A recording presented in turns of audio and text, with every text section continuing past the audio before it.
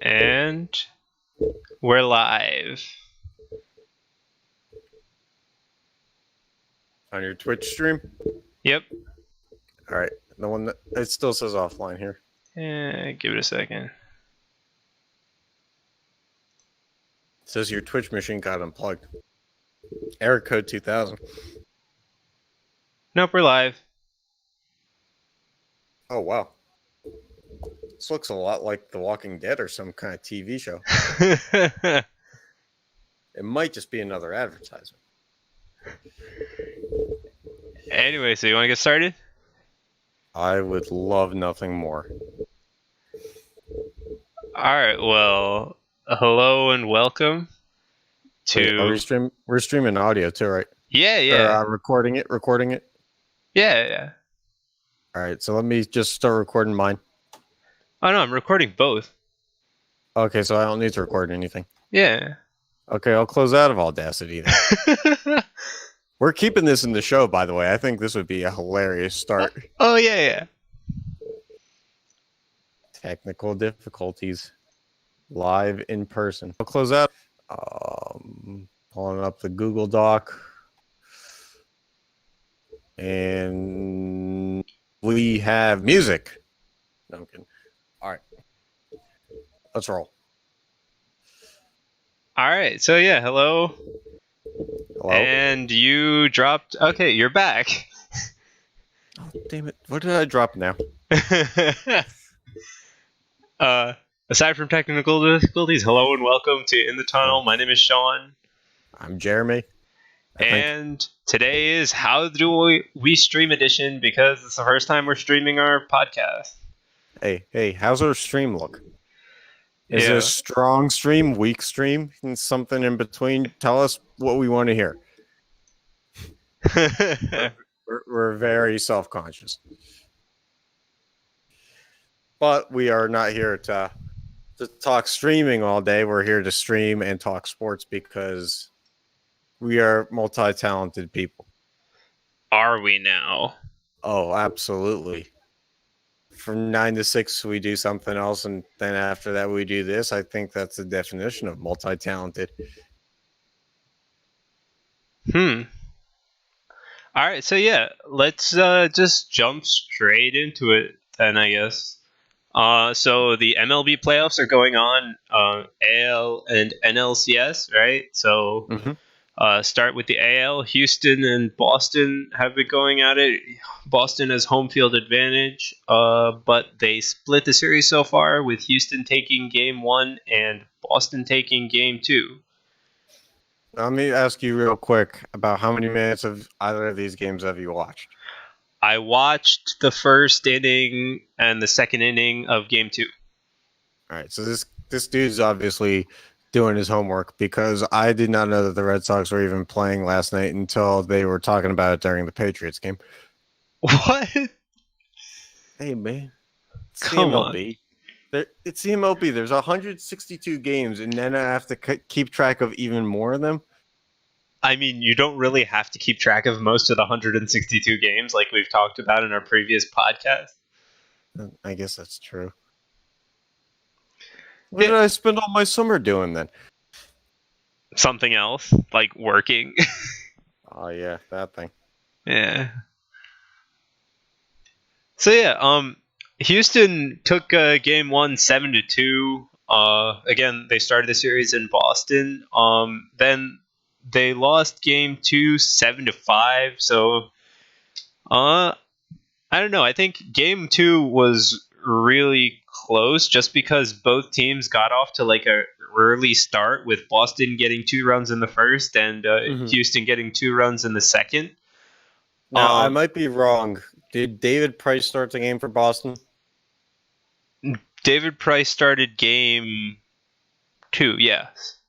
Okay.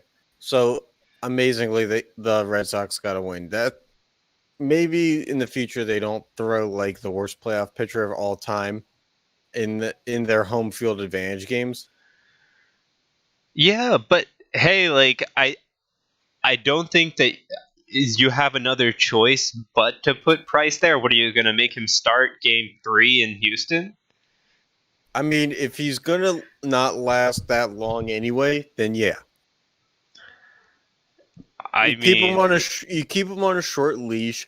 If he gives up like 4 in the first 3 innings, you pull him, but you give yourself enough time to rebound with someone else on the mound.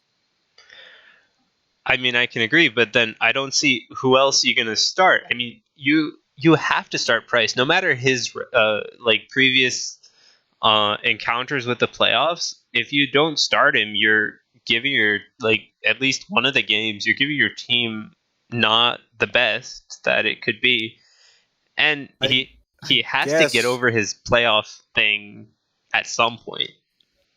I guess I'm for me the thing is just like you either gotta throw him in game 1 or and like get that if he's gonna lose, get that loss out of the way right away. Still have your home field advantage to rally because the thing is like if he gave up like 8 runs at home, then it doesn't matter how much time is left there or not how much time, but like the rally, you want it to be in striking distance and have a rally chance at home where the fans can get behind it. I don't see it happening Yeah, if Price gives up big numbers. but you also, if you subject him to the away team and he does the same thing, it's just going to beat on him more because the Houston then in games 3 or 4 would just take that energy and run with it. True. But the other reason why maybe you put Price in game 1 is you give the other guys in the rotation extra rest. So even though Price started game 2, if someone else started the game 2, swap places with Price and he got game 1, then like going deeper in the other 3 games is more likely, and you give more time to relievers if you can split the second game like they did and have like some rest days in between. Okay, but I mean, that still doesn't get you around starting Price. It doesn't. I'm just trying to minimize the damage, minimize how much Price we have to be exposed to. I mean, you're acting like being exposed to Price is a bad thing. I mean, if you're the other team, then by all means not. Exactly. Well, he was like 0-10 in the playoffs, dude. Yeah, so if you're rooting against Boston, then Price is great and keep starting him. Exactly. Mm-hmm. Teams just keep force feeding him money. I don't know. It's weird because, like, obviously you gotta pay the dude for what he does in the regulars, but what you get in the postseason is just something really, really weird. But at the same time, like, this second game wasn't terrible. Like, if you saw the second game, the first period, like, Houston's pitcher, I forget who pitched that game, unfortunately, but I think it was Cole. yeah, Cole. He gave up 2 runs and almost the number of pitches was so high for the first inning. Like, what are you doing? I mean, that sounds like Garrett Cole. I mean, it sounds like Pirates Garrett Cole. I can't tell you about Houston Garrett Cole. Well, I mean, he came from the Pirates this year, so yeah. I mean, but obviously an all-star this year after not being an all-star for the last like 2-3 years. So there's something different. I mean, I guess so. I don't know. It's just weird to think that it's not a risk to throw Price in there. Like, I know you have to, but you have to. But do you have to put him in for 6 innings? I mean, you're telling me you'd pull him at 5 or 4? Why? Yeah. Unless he's showing signs that he's not gonna make it and gonna give up too many runs. But he's done that every time. But, like, let him try to work out of situations. It's not like, oh, he gives up a double, don't pull him out. Like, sure, he's done that, but you can't just take him out after 4 innings without giving him a chance, unless he has a abnormally high pitch count. I Like, guess. I see, like, taking him out after putting him in the fourth inning, and then he maybe gives up, like, a bad, like, he doesn't control his pitch properly, gives up a bad walk or a bad hit that Hmm. he totally should have, like, pitched around or whatever. Then, Yeah. sure, take him out. But if he's not doing that, you can't just pull him out for no reason. Okay. So I don't know how big of a contract price is on. Let's say it's somewhere north of $150 million. Given his playoff successes, that's too much money for him. Because again, I like I mean, said earlier, you have to weigh you obviously weigh more the regular season performances, but some of that money yeah, probably is going towards having a reliable pitcher in the playoffs too. but also the only way you get to the playoffs is through the regular season, and the only reason we're talking about his abysmal playoff performances is because of his amazing, consistent regular seasons that get him there. That's true. All right, I give in. You win. You're 1-0 in this episode. Damn, I don't know. All right, so National League. That was a weird transition, but let's do it. Let's do it. Okay, If my National League. computer will let me scroll. Dodgers at Milwaukee having home field. Milwaukee took the first game 6-5, and Dodgers took the second game 4-3. So they split going into LA. So I'm okay with this being a split, but what comes to my attention is obviously Dodgers, Rockies, two very different teams. But last series, Milwaukee gave up like 2 runs in all 3 games. They've given up 8 runs in the first 2. Yeah, but they were facing a completely different team in the Dodgers than. I'm just saying, is the bullpen kind of losing a step? I don't know, but I just think that the Rockies are a completely different team than the Dodgers. Because absolutely, they're facing different hitters that can do different things. Like the Rockies had no chance; they're just outclassed in every way. Yeah, but I don't think of the Rockies as a pitching team. I think of them as a hitting team. Yeah, but still, like even as a hitting team, I don't think that they had a chance against the Brewers. Like their pitching, the Brewers' pitching was just better than the Rockies' hitting could keep up with. And like, I just think that the Dodgers hitting is above the Brewers because you're not even talking like power hitting or anything. It's just, can you make contact with that ball? In most cases, and Dodgers can do that. So how do you change your approach if you're Milwaukee? Because something does have to change. Yeah. Close games require adjustments. Mm-hmm. And if you're the winning team, you take it, but you can't lose that close too. You especially, I'm not saying that I know what happened, but let's say the bullpen does come in and give up a run or two. It's like there needs to be an adjustment somewhere, or like pinch hitters aren't getting it. Whatever lefty is playing here isn't getting it done. Do you change up how you approach a certain pitcher opposite you? Things like that. Yeah, so I mean, I think you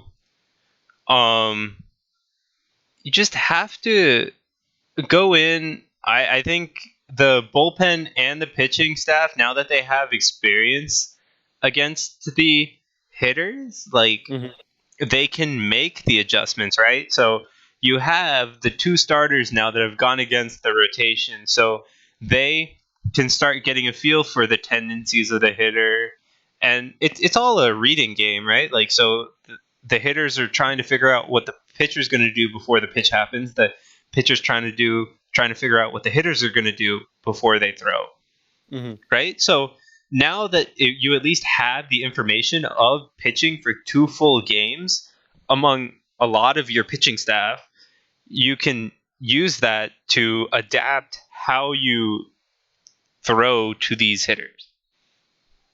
And if you're not doing that, there's a problem. You do need a sample size. I'll agree to that.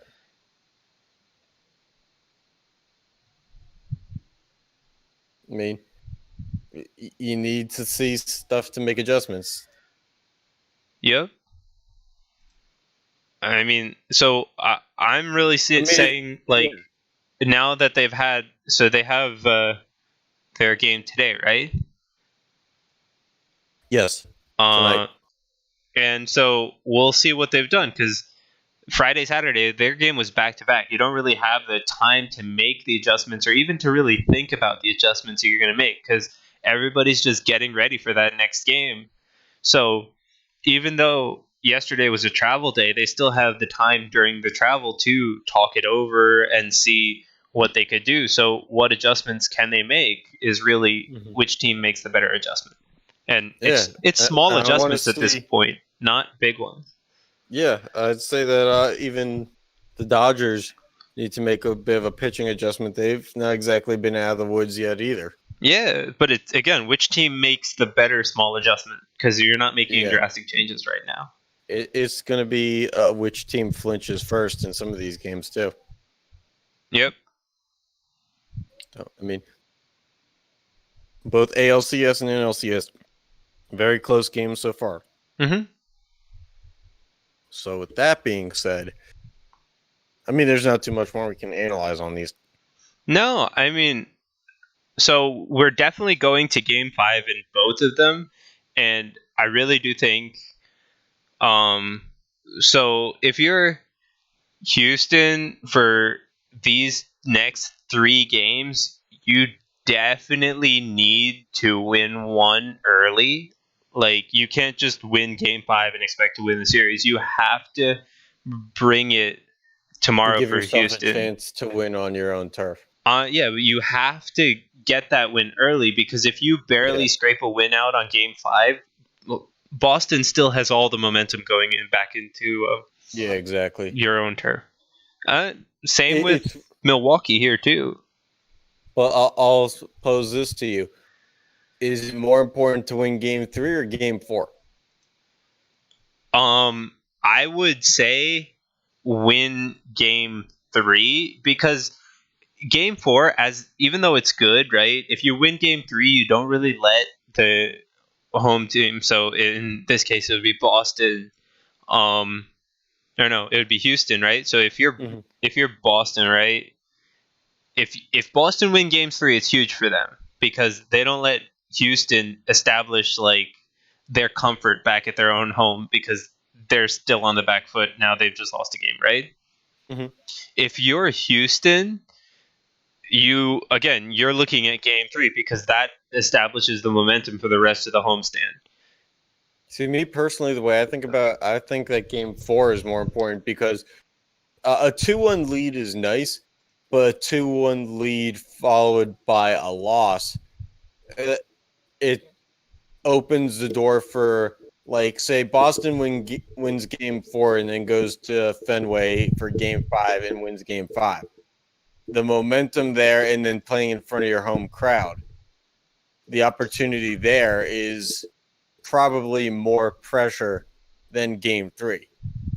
You play with the lead, but you also have the chance to, put yourself in behind, if that makes sense. Like, 2-1 lead, every team in the world will want the 2-1 lead, but if they can't get the 3-1 lead, then you go back, you lose kind of home field for a game, and it's tied. So in a sense, home field advantage turns over. Yeah, but see, my thing is, right, if you lose Game 3, you don't have the momentum of being home. You still have to establish it. Yeah. And that, I feel like, is more important, right? Because if you say, okay, it's fine that you lost game 3, well, Boston now, they can take what they've done at your own home because you don't have a rest day now, again, in between these games, because the MLB does a 2-3-2 configuration of games right now. So you're basically handing the away team the momentum after you just split on the team that has home field advantage in both cases. I guess for me, I'm still sticking with my theory. Yeah, I mean, it's to each their own kind of thing. Yeah, but see, and the other thing is, right, if you come out strong in game 3, you win, right? You're no longer on the pressure of game 4 to pull out that win. And because the pressure just keeps building. You really want to win when you're the loosest, so that doesn't keep adding on you. Makes sense. I don't see this series not going back and forth. So, in my opinion, it's basically who can string together 2 wins in a row first. Yeah, no, I agree. I think both of these series are going to go long. We did the predictions at the other episode, right? We said 6 or 7 games for both of them. Yeah, I do think that the NLCS... You think what? The NLCS has the better chance of being a shorter series. Yeah, I can see that too. Okay. Just because, the Dodgers have the experience that the Brewers don't have. Whereas both teams in the AL are stacked with guys who have been to a World Series before. Yeah. So, all right. Ready to talk hockey? Yeah. Work a little bit of your tech magic here. Yeah, so let's go. And the entertainment value to boot, but I mean, this thing had everything under the sun, from the leadership from Stanley Cup winning veteran guys in Williams and Jordan Stahl to the young moments for Svechnikov, Natchez' first point, Warren Fogle continuing to shine. So yeah, as you can see on my screen, right, the Hurricanes, they chose to do a really different celebration, I'll say, in which they lined up and then they did kind of that like football celebration after a touchdown where you jump at the stand. Yeah, kind of a Lambeau leap, except the Lambeau leap didn't have glass, so things a little different. It's a sort of a change of the culture kind of move in Carolina, which is nice. It's a little bit of an interesting move to like just stand at center ice and clap, and then all of a sudden like change it up and go like, okay, now let's go even further, and then it's like now we're gonna bull rush the glass. Yeah, as if the last 60 minutes of physical contact weren't enough. I mean, I don't have a problem with their celebration. I don't have a problem with it either, as long as they do it smart. If a goaltender jumps into the glass, there could be a problem. A goaltender isn't supposed to take hits like that. Yeah, but they're hits also, at all. But they're not like being seriously hard on the glass. If you saw them, they literally just went up and tapped the glass and came back down. Hey, you never know. A 15-game win streak could result in some serious body hitting to the glass. All right. Hey, don't demean this. You know it's true. Your over-under for injured people on this kind of maneuver you said was 2. Yeah, and yours is 7? I mean, 7's a lucky number. I mean, not so much lucky in this case, but I'm sticking with it. All right. You gotta go with your gut, man. All right, man. I mean, look, you're right. It's not the most dangerous hitting in the world because we got news on suspensions and stuff for that. So let's get to that. Well, yeah, let's so we'll talk about the other thing I have a video for. So basically, if you should be able to see. Hold on.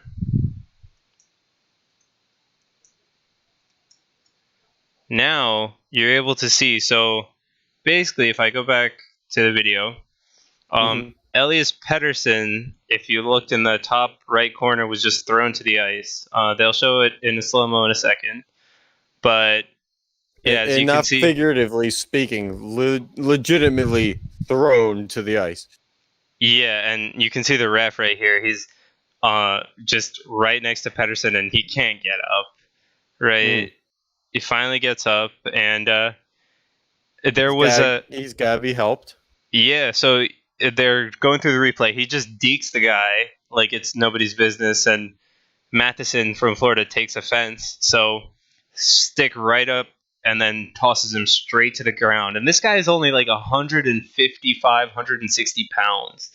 And so what the big problem to me is, like, it takes a certain level of commitment because Patterson goes behind the net making a play, whereas Matheson goes around the goal mouth and basically charges right at. So he's got not a lateral way of moving and hitting, but he's basically put himself in a position to go straight for him and charge him into the boards.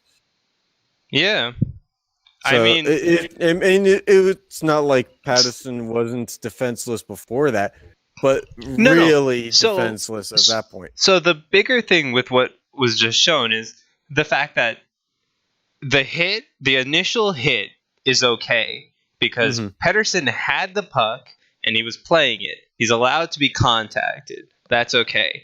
The problem is then using the rest of your momentum and slamming him straight down on the ice. But I will ask you this. Is it borderline boarding too? No. The hit is completely okay because he's playing the puck along the boards, and boarding is really only when you charge them too fast, and you so can't argue. Follow through. Yeah. You can't argue that was boarding at all. That was a completely okay hockey hit that turned into something bad. And so if you didn't notice on the video, there was no penalty called on that play. So the Department of Player Safety took it in their own hands, and today they issued him a 2-game suspension for what they say is roughing and unsportsmanlike conduct. And will this be appealed down to? It should. You'd have to think that it might, though. It shouldn't. I mean, if I was Matheson, I'd take the 2 games and not because the arbitrator can be like, you're dumb and increase the suspension if he wants. There's nothing anybody can do about that either. But is he a first-time offender? Yeah. Then it kind of plays to his hand in a sense too. Yeah, but he'd have to submit first-time the appeal. Offender could get something like swept under the rug. Yeah, but he'd have to submit the appeal today, right? Because I think they play tomorrow. Okay, I mean, if he appeals and they give him nothing, then it really is 1-game suspension. Yeah, but like it's still a reduction. But no. I mean, if you have to submit the appeal today so that you can play tomorrow. Okay, is the thing, right? But I feel like 2 games is fair. I was thinking it'd be 1 or 2 games. Because he's not a repeat offender, so this is the first time he's done anything, and the initial hit was completely okay, like I was saying, right? The only problem was like WWE smashing him to the ice. Yeah. So and basically taking him off the ground too. Well, so the hit initially, just how everything played out, he was already off the ground and he was gonna fall. So there's nothing you can do about that. It's the way that Matheson used his momentum, his body to generate momentum to harm Pettersson. Like, there was clear intent to harm with how he was moving his body. So that's why I definitely thought it was suspension worthy, like 1 game. If they went above 2 games, that would have been way too much for a first time.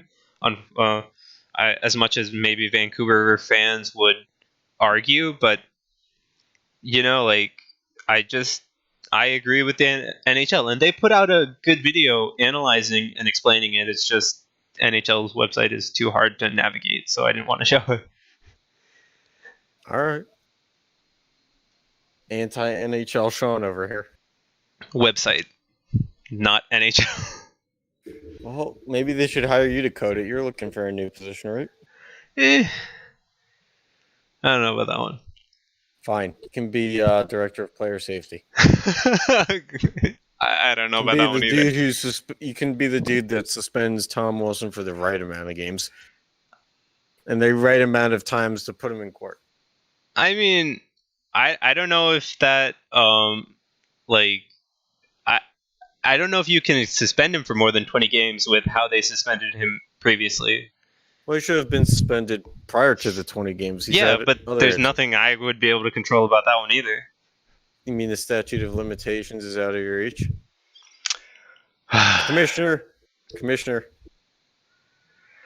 So yeah, anyway, let's get on to the rest of hockey, right?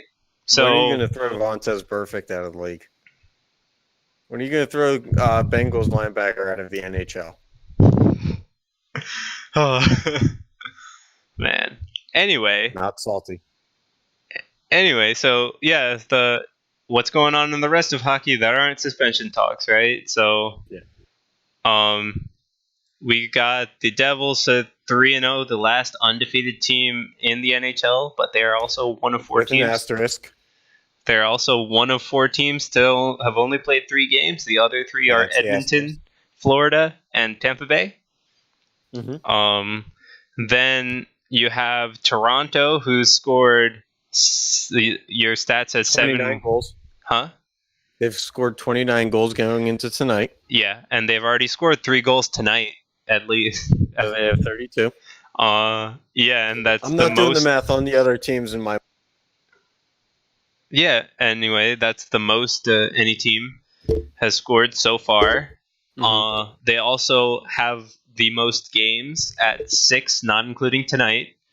The others are Carolina, Vegas, Anaheim, and San Jose. Okay. Then the other things I have is Edmonton is a one-man show. McDavid has 5 points. Edmonton has 5 goals. There's all your points. Yeah, so he's legitimately contributed on every goal. He has 100% point contribution to Edmonton. 5 games. Do they have a win yet?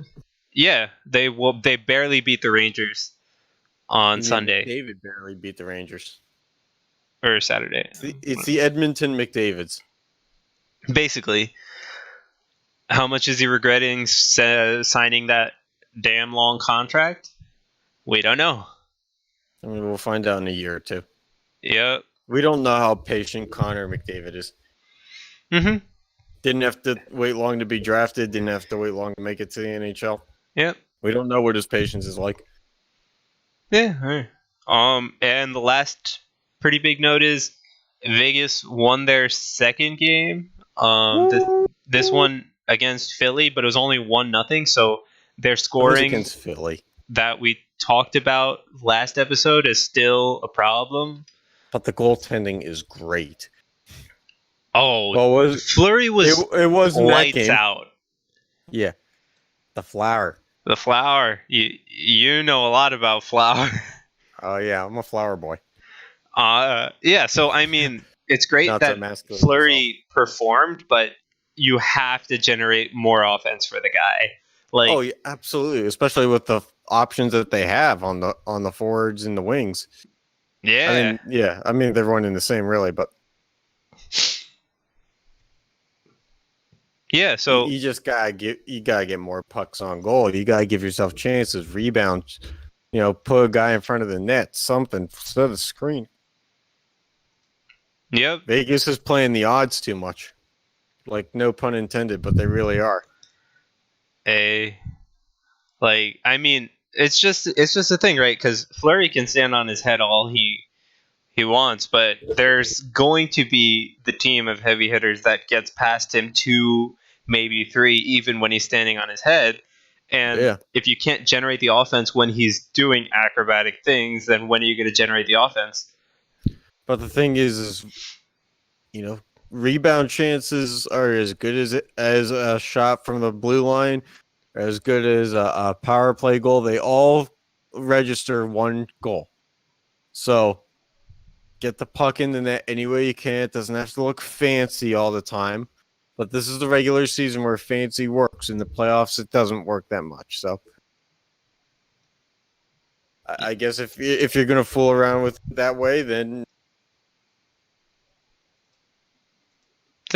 yeah. But I mean, it's just saying that, like, this is the time when everybody scores, and that's when we start to know, like, hey, these guys got into his groove. Like, because I'll take a Devils example, right? Even though Hull hasn't scored, he has some pretty nifty assists.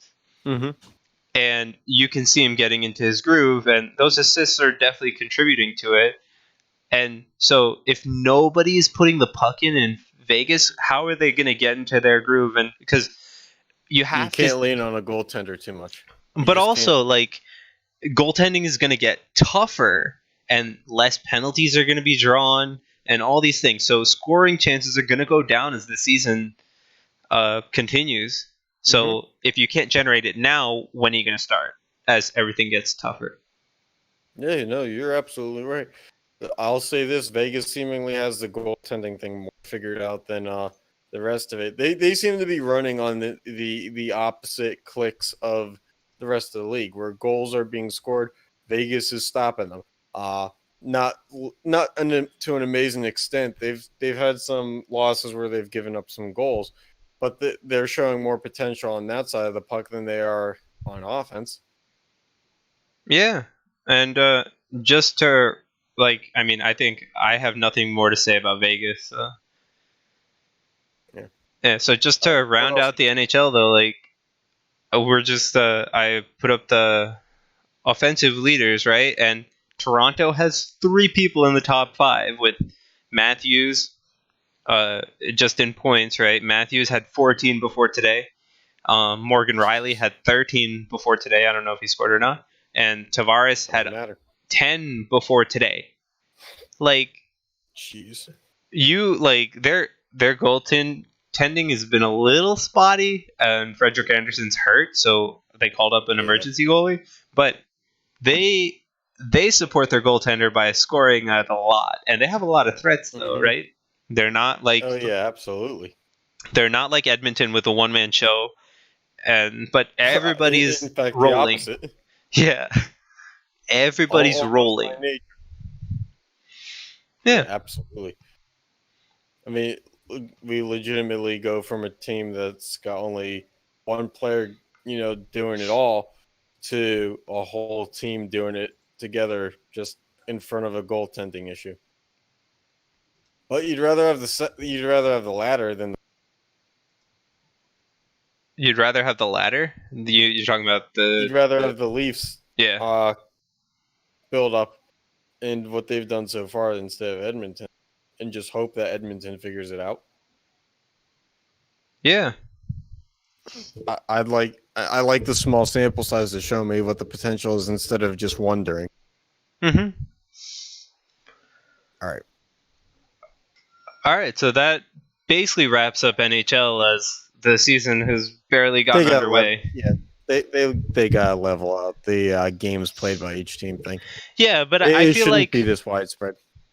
Yeah, and I feel like we'll start to see everybody drop into their expected spots in about another 7-8 games or so. It's about 2-3 weeks. Yeah. All right. Yeah. So watch hockey. Basketball doesn't start till Wednesday. Plenty of time to watch basketball hockey. Starts tomorrow. Shut up, Sean. I said what I said. All right, whatever. And to Mr. and Mrs. Menon, if they may somehow be watching, just joking. I don't tell your son to shut up that much. He's a very nice young man, I think. All right. Anyway, to the I've other. only known him for 20-some years. Yeah. To the other major sport, though, right? NFL. You wanna kick it off? Literally. Literally. That's why I said it. I got it. Laces out, right? We're Yep. kicking it off. All right. So basically, it's like this. Unfortunately, if you're a Patriots hater, like 90-some% of the world, well, they're back. Unfortunately, they're back. I was really hoping that the Chiefs would just go into Foxborough and beat them, and then I'd hope that the Chiefs lose enough games to not have like a AFC Championship game in Kansas City in front of those barbecue headed, fans. But yeah, it looks. I mean, Kansas City has the better record right now, but let's be real. New England is back, and New England will have the championship game hosting by the time the season is said and done. They just outclassed Kansas City in that game. Yeah, completely. Yeah. There was not that their defense did much, but they don't need it. Yeah,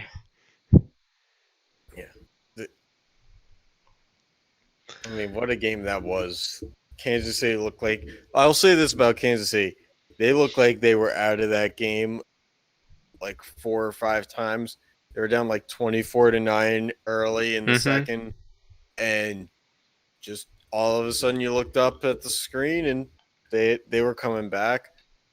You looked up again, they were winning, and then New England did their typical crap where they go down the field and score, and then Kansas City would take another stab at it. And Kansas City, while New England was doing all the scoring, Kansas City was still punting when they needed to. They didn't go for it on 4th down a lot, and they still managed to come back. They had the lead with 3 minutes left. Yep. So I think it's worth noting this is what Kansas City does and is capable of doing, and they'd win every other game if it wasn't against a team like New England. Just playing to the style that they did. Yeah. It's hard to put up 40 points and be disappointed in your effort. And the fact of the matter is, you going into New England and playing them there Sunday night, it's like one of the hardest things to do in professional sports is to go into New England in prime time and win. It just doesn't happen. So the fact that they almost made it happen, very impressive. I know that they were 5-0, but still very impressive. Yeah, I mean, I agree, but it just, you could see, I mean, sure, the Chiefs did keep the game interesting, but they never got to a point where I was like, at least me personally, I was like, wow, they definitely could win this.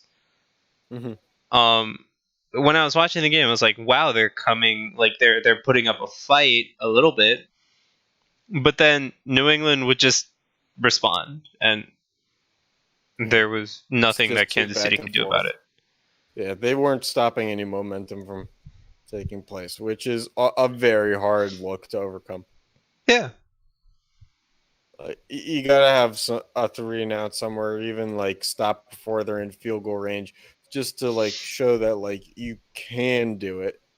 And they just kept letting New England walk down the field. Yep. So let's see, what else do we have here? I do want to be biased a little bit. I want to talk about James Conner, running back for the Steelers. The dude is silently going off. He's got 2 touchdowns in 3 of his first 6 games as a starter in the NFL. So it's pretty good. I think at least 3 of those games at least 3 of those games for sure. He's at over he's been catching the ball out of the backfield too. Just breaks through tackles. So I just wanted to shout out the dude. Le'Veon Bell, I think we can afford to get rid of him now because Stephen Ridley, the other back on the roster, looks pretty good for a backup too. Yeah, but so I understand where you're coming from. You're a huge Pitt fan, but how do you give up that much of a star running back? Like, are you saying get rid of him and just trade him? Yeah. But how do you market some guy who's holding out because he doesn't have a contract? Well, there's a certain appeal to if they can trade him to a team that can sign him to a long-term deal, because he's going to end up going there anyway. He's going to go to a team. I mean, the Colts aren't going to trade for him now, but a team like the Colts can. Yeah. But it'll be a playoff push team for sure. Okay. But, like, there's been rumors about the Eagles. There were even rumors of the Redskins wanting to trade for him. That was today, or yesterday or today. The Redskins might want him. Okay, but how much It's an interesting scenario. I don't exactly understand how, but like if you're a Steelers fan, you can get anything in return for him at this point. You take it because he's going to walk at the end of this year, regardless of if he plays or not. Like he can sign the tender and just like we still roll with Connor. Okay. And what they're talking about, the rumor is, since he hasn't signed a franchise tag yet, is when he shows up, and rumor is it might be like this week, but the Steelers, they've released statements. They haven't heard anything from Bell about when he's showing up, but they may do something called an exemption where they're going to try to pay him like even less for 2 weeks to like get him back into shape, where they don't play him for 2 weeks. And then they make him sign the franchise tag. So he gets paid less. And that has to be negotiated between the team and Bell on what that negotiated amount is. But if they can't agree on a deal for that, Bell might just hold out even longer. So if you're Bell, there's no real reason to come back. So what you're saying makes sense. Yeah. I just want to keep rolling with Connor. Okay, but my other thing is, Connor's the local guy, but how long is he going to stay there? I mean, you think he's going to take a hometown discount? Yes. But how can you be sure? And how much is left on his current contract? Well, he's only in his second year. Yeah. So is it entry level? ELC? Entry level, and there's, I think, 2 years of team options in there? So isn't it like 4 years and then 2 years team option? I thought it was 3 years, and I didn't think there were team options. I'm not sure about that. I don't know how the NFL entry level works. I know that the Steelers linebackers have contracts that were team options when they were drafted. Like Bud Dupree, but I mean, one of the linebackers has been on team options for like the past 3 years. Yeah, so I mean that's negotiated though. I don't think it's normal for an ELC. I mean, Bud Dupree didn't sign a new deal. He's still on his first contract. His ELC. So he still had to sign the ELC. Yeah. Yeah. But my thing is, if you can get Bell to just hold out for the year, you probably get more for him. There's a lot more appeal of being able to trade him in the offseason if you know that he's not going to re-sign. So if you're the Steelers, I'd say maybe even just try to get him to stay out for the whole year. Then you can trade him instead of like for a third-round pick and a player, for a second-round pick and a player. Teams are probably more likely to trade that kind of package for a guy that they're going to get full year out of. And if I say, hey, we're going to trade Bell to you in the offseason, you guys get cracks at negotiating a long-term deal with him. Something that the Steelers have been they tried to do for 3 years, and it's not going to get done. Okay, so but the thing is, right? You get rid of Bell, and you have the two guys, right? Connor and I forget the other guy. They have Ridley, and they have a dude who's not on the active roster now that they drafted out of NC State, who they really like, Jalen Samuels. So those three, like they really like Jalen Samuels. But then, so you get rid of Bell, who's a real big threat, in my opinion, right? How do you cover for? I mean, how have you been covering for him not being there as a team? I mean, look, we still are running back that can catch the ball, just doesn't line up on the line of scrimmage as much. So, I mean, maybe the play calling changes a little bit, but given the fact that they also drafted a wide receiver in the second or third round this year, they don't need to put a running back on the line of scrimmage. They have plenty of receivers that they can do with that. Okay. I just don't. Plus, they're rocking with Jesse James and Vance McDonald at tight ends, so they don't lose a lot in the blocking game either. So, in today's NFL, a lot of teams don't even have a fullback. They'll just put a tight end back there.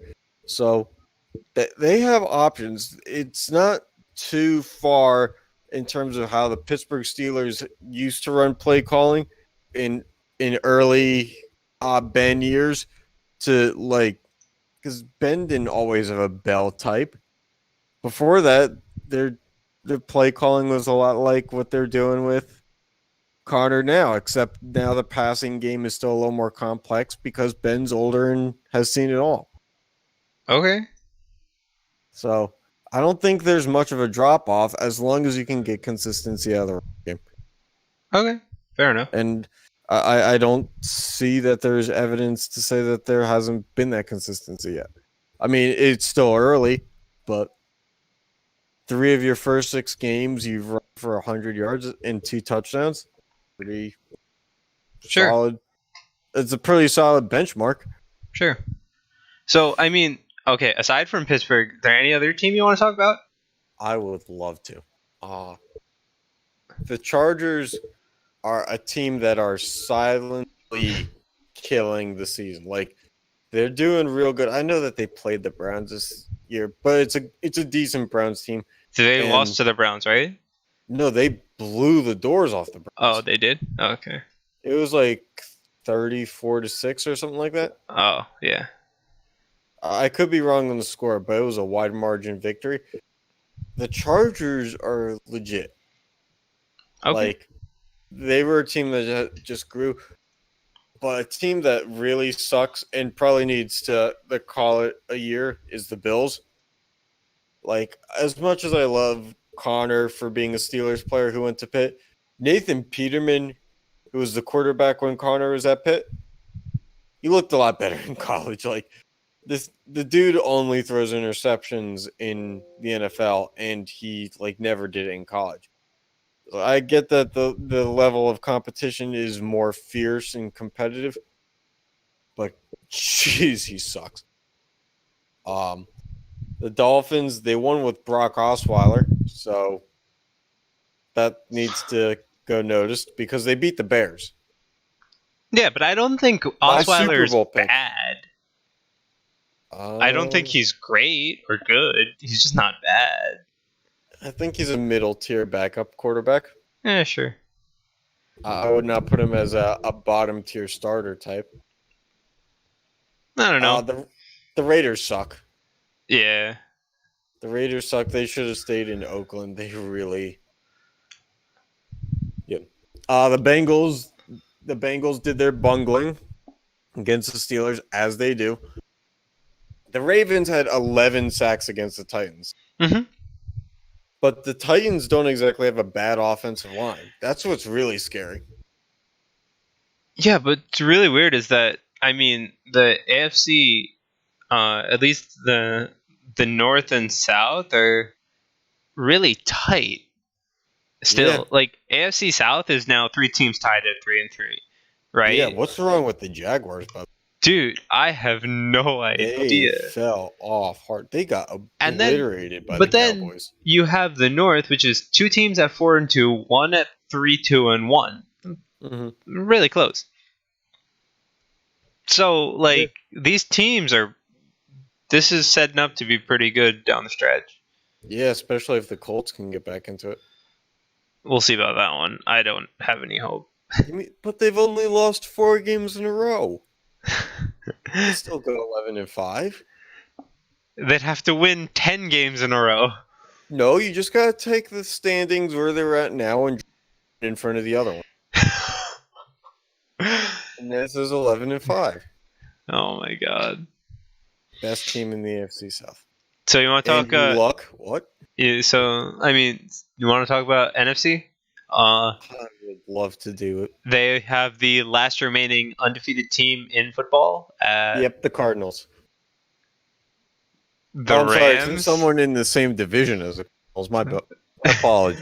The Rams, the same division, but pretty different. Semantics. It's the same thing. Yeah. So the Rams look really good. Yeah, they do. Need nothing else be said. They just have it all. Yeah, like nobody else. And the other thing is, things that me personally, I was looking at before the season. I was thinking all these characters on this team, it'll probably blow up, implode later. Well, no, I thought it would just implode in general, like it has for so many quote unquote super teams before, like the Eagles when they had Vic, McNabb, Vince Young, like all those star dudes. Like, you know, we've seen the plot before, and it always ended in disaster. So for it to work, it's really impressive the kind of control they have in the locker room. Yeah, but also for the Rams, right? They have like no competition in their own division. Yeah, like, seriously. I mean the Seahawks are somehow 3-3. I don't know how, but they're like coming back from the dead. Didn't they? Which is they've played both of their lower teams in the standings already, right? Yeah, but they started out 0-2. Yeah, but they're not Cardinals level bad or anything like that. Oh no, they're not. I mean, they will be soon because you know they're still on the way down. Yeah, they have a chance at like a wild card, but that's just because the NFC is so bad in terms of options for the wild card. Yeah, and I mean, so go ahead. The only other notable thing is the only division that's fairly close in the NFC is the North. Yeah. With the Bears and Vikings, well, the Bears had the bye week, right? No, they lost to the Dolphins. They only played 5 games though, so they had the bye week the week previous. Yeah, they did have a bye week at some point. I'll attest to that. Yeah, so I mean, they're 3-2, right? Vikings are 3-2-1, and the Packers are playing right now. They're actually down midway through the third quarter, 27-23. To the San Francisco 49ers. But they're 2-2-1 right now, so this division is really close. It is. And you never know. There's always that Packer magic thing that can always come back around. Happens in the last half of the season, does it? Yeah. Happens in about the last 6 games of the season. Right around week 12, you hear like they'd need a tiebreaker, and when you hear those words from an ESPN reporter, it's go time. Like they just know.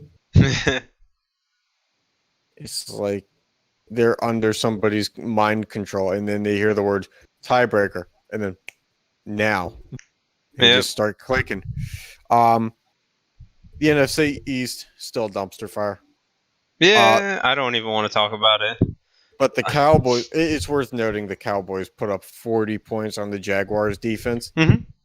So, are the Cowboys the number 1 team in the NFC? I don't want it to be true, but like, I mean, it's rough. It's hard to believe in the Redskins. Yeah, I don't know about that. But we'll find out. I think Cowboys-Redskins comes this weekend. Yeah, I think so. And is it time for the Giants to just shut down Saquon Barkley for the season? Don't let him get hurt and like hope that you get a quarterback next year. But okay, I mean you're still trying to make money. How do you make money by having Saquon Barkley play? Oh come on, just put up like a UFC style poster up of Odell Beckham Jr. fighting like an inanimate object every week, like. This week he fights the Microsoft Surface. Next week he fights a pencil sharpener. Who will win? Tune in. Come to the Meadowlands. Oh my god! You got Sterling Shepard versus the trash can. Like, why not the recycle? What's wrong with the recycling can? Is it 2 blue for Big Blue? All right. I want answers. We I could have probably none of them. We could start a company based off this business model. Watch a Giants receiver fight something. Oh my god. Let's rake it in pay-per-view. We could make thousands of pennies on this. Oh boy. Hey, now that we have the streaming thing figured out, now we just need the content. This isn't content? No, I mean the fighting content. Oh. Ah. Yeah, we just need a camera on OBJ at all times. I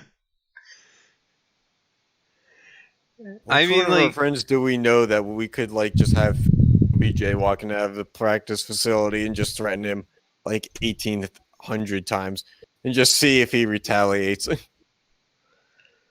I don't know. Although I guess those people wouldn't be our friends if we force them to. Yeah, I don't know about that one. Darn it. We're really at an impasse here. This business might not take off. I mean, Well, fill out your W-4s. so I have nothing else relevant to football. I don't either. It's bye-week blues for me. It's that 1 week in the year. No football will be on. I'll just feel like something is missing because the Steelers have the bye week this coming weekend. So Fair enough.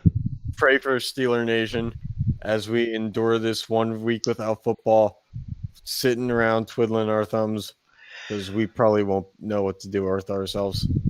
I guess we'll hope that the Patriots lose and then be disappointed with it, but I'm not really sure what else there is for us to do, Sean. You're literally just setting yourself up to be disappointed. Oh, yeah. I mean, yeah. Watching any Patriots fan or any Patriots game, I'm setting myself up for that. All right, That's well, why you watch them in September. All right, well, I've got nothing else, so Yeah. So, streaming episode number 1, overall episode 19. We are killing it. We're tech savvy. And we're doing this on the low end of the expense chain. Shout out to Sean. Got a new job. Absolutely phenomenal work. He's going to change how IT goes down in New York City. So if you live in New York City, hit up Menon. He'll hack your computer for a fee. Oh my or maybe not. Maybe not because he needs the job security. But hey, I don't know. Do you want to work on a commission here? Do you want to pitch this ad? No. Okay. No, never mind. I'm retracting our advertisement. The only advertisement we've ever had. I'm retracting it. Okay. Well, yeah. Thanks for watching, watching, listening, something. Yeah. Thanks for tuning in no matter what.